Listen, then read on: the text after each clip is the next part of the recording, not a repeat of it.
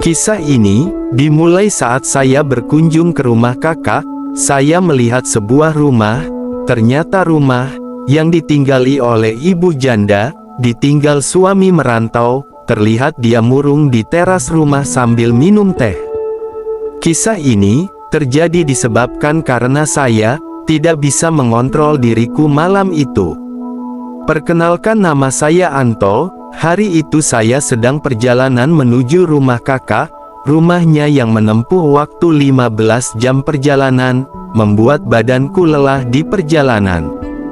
Saya masih berusia 20 tahun, dan waktu itu saya berkunjung ke rumah kakak, sekaligus ingin mencari pekerjaan di sana. Setelah waktu panjang perjalanan saya hampir sampai ke rumah kakak. Saat itu, aku terfikir bahwa jika aku sampai di rumah kakak, aku pasti akan berjuang bersungguh-sungguh. Waktu menunjukkan jam 11 malam, saya sampai di depan rumah kakak. Kebetulan rumahnya tidak begitu jauh masuk ke dalam, hanya selisih beberapa rumah saja. Saya pun turun dari mobil, dan mengambil barang bawaan saya, dan bergegas masuk gang menuju rumah kakak. Tak sengaja saya melihat ibu-ibu agak tua, sendiri duduk di depan teras rumahnya larut malam. Saya pun menyapanya. Yang melihat ke arah saya berjalan, dengan rasa canggung saya senyum aja. Sesampainya saya di rumah kakak, malam itu sudah begitu larut, sekitar jam 12 malam, langsung masuk beristirahat di ruangan yang telah disediakan kakak untuk saya. Besok pagi, aku bangun sangat pagi dan jogging, sekalian bisa bertemu tetangga. Ingatku, karena aku di sini akan lama, dengan baju olahragaku aju berjalan perlahan. Ibu yang tadi malam, sebut saja namanya Era, berjumpa sedang olahraga juga. Dengan pakaian olahraganya dapat kulihat keindahannya itu begitu tertarik. Tiba-tiba saja, mataku melihat hal itu. Tanpa kusadari, dalam hati, walaupun sumur tua tapi tetap banyak airnya keluar. Pagi ini memang begitu indah, pikiranku ini masih membayangkan keindahan punyanya itu. Saat berbaring pun, aku masih teringat hal itu, terbayang akan keindahan itu. Malam itu aku coba keluar, melewati rumah Bu Era. Ternyata seperti biasa dia duduk di teras rumah juga. Aku dengan hasrat menggebu-gebu ingin mencoba keberuntunganku malam itu. Aku menyapa Bu Era dan mencoba agar bisa berbicara dengan dia. Aku mencoba agar bisa dekat dengannya. Waktu itu serasa begitu singkat pembicaraan dengan Bu Era. Aku pun terasa bayangannya selalu muncul saat aku tertidur. Malam itu aku bertekad harus tercapai apa yang aku bayangkan itu, dan semuanya berjalan dengan tenang. Aku keluar dari rumah kakakku pelan-pelan tanpa suara. Saat itu aku lagi bergebu-gebu, lalu ku menuju ke kediaman Bu Era. Waktu itu sekitar jam 2 malam. Aku yang ingin hal itu terjadi, menuju pelan-pelan ke ruangannya. Aku melihatnya sedang terlelap pulas dengan menggunakan baju kain agak bahan tipis. Aku yang terbengong melihat keindahan itu akhirnya ada di depan mataku. Aku pun tidak menyia-nyiakan hal ini berlalu. Langsung, aku membasuh tangan di atas yang hak seharusnya. Aku pun tidak tahan akan hal itu, dan Bu Era tiba-tiba sadar, dan yang ia lihat itu aku. Dia pun akan pasrah. Mungkin dia sudah terlalu tidak masuk ke sumurnya itu, karena suaminya sudahlah merantau. Suasana gemuruh, suara kecil keluar dan hempasan angin pun masuk perlahan. Kami berlayar dengan mode merubah-ubah, dan Bu Era tahan akan mode-mode itu, dan setelah berjam-jam, kami sampai ke dermaga yang kuinginkan. Malam itu angin berhembus pelan, suasana perkampungan begitu tenang. Aku hanya duduk di depan rumah, memandangi langit malam.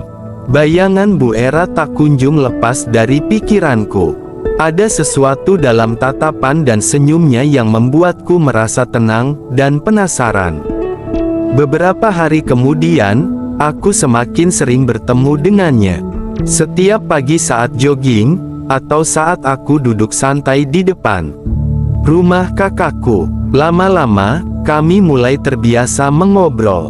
Awalnya hanya salam, lalu jadi sapaan hangat, hingga akhirnya kami duduk bersama di teras rumahnya sambil minum teh. "Anto jauh-jauh datang dari kampung, pasti capek ya," katanya suatu sore sambil menyuguhkan segelas teh hangat.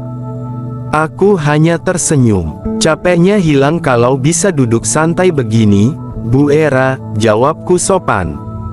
Ia tertawa kecil, dan untuk pertama kalinya aku melihat senyuman yang tulus darinya.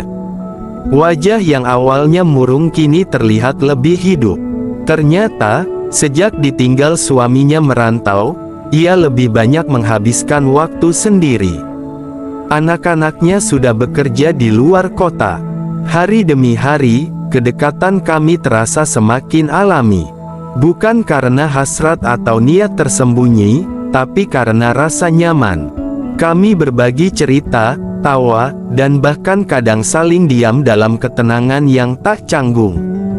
Suatu malam, saat bulan penuh menggantung di langit, aku duduk di teras rumahnya. Bu Era keluar membawa 2 cangkir kopi.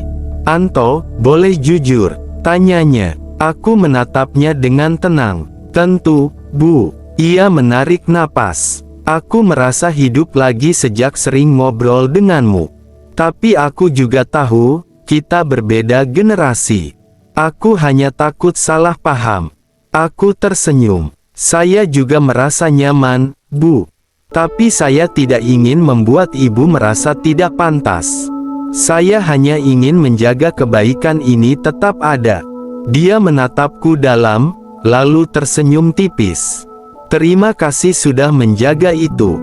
Malam itu kami hanya duduk diam, memandangi langit. Tak perlu kata-kata lebih. Karena kadang, perasaan yang tulus tidak harus diungkapkan dengan tindakan, cukup dijaga agar tetap murni. Sejak malam itu, aku dan Bu Era mulai menjaga jarak yang sehat. Bukan karena merasa bersalah, tapi karena sama-sama sadar bahwa perasaan nyaman pun butuh ruang untuk tumbuh secara wajar. Aku mulai sibuk mencari pekerjaan, dan Bu Era kembali dengan rutinitasnya, menanam bunga, menyiram halaman, duduk di teras sambil membaca buku atau mendengarkan radio tua. Tapi setiap kali kami bertemu, meski hanya sekilas pandang atau sapa sederhana, rasanya seperti pulang ke tempat yang tenang. Suatu sore, saat aku baru pulang dari wawancara kerja, aku melihat Bu Era tengah menyiram bunga. Aku pun menghampiri. "Bu Era, bunganya makin segar ya," ucapku. Dia tersenyum lembut. "Kalau dirawat dengan sabar dan kasih sayang, yang layu pun bisa tumbuh lagi." Aku terdiam. Kalimat itu menamparkan halus pikiranku. Bukan cuma tentang bunga, tapi juga tentang diri kami masing-masing. Aku yang baru menata masa depan. Dia yang mencoba menyulam kembali semangat hidup setelah ditinggal suami lama merantau. Kami duduk di bangku panjang dekat halaman. Tak banyak kata, tapi ada satu hal yang terasa jelas, bahwa kami saling menghormati luka dan ruang satu sama lain. "Anto," katanya pelan, "terima kasih karena sudah hadir. Kadang seseorang nggak perlu datang untuk mengubah hidup kita, cukup hadir, dan kita tahu kita tidak sendiri." Aku menatapnya dengan sungguh. "Saya juga, Bu. Kadang saya pikir saya datang ke kota ini untuk cari kerja. Tapi mungkin, saya juga sedang belajar jadi lebih dewasa. Dan Ibu membantu saya dalam proses itu." Kami berdua tersenyum. Tak ada genggaman tangan, tak ada pelukan, hanya keheningan yang hangat. Karena kedewasaan bukan tentang memiliki, tapi mengerti kapan harus menjaga, dan kapan harus melepaskan jika memang itu yang terbaik. Hari-hari berikutnya kami tetap berteman. Tak lebih, tapi juga tak kurang. Kami tahu, apa yang tumbuh di antara kami lebih dari sekadar rasa, tapi pemahaman, penghargaan, dan kehadiran yang tulus.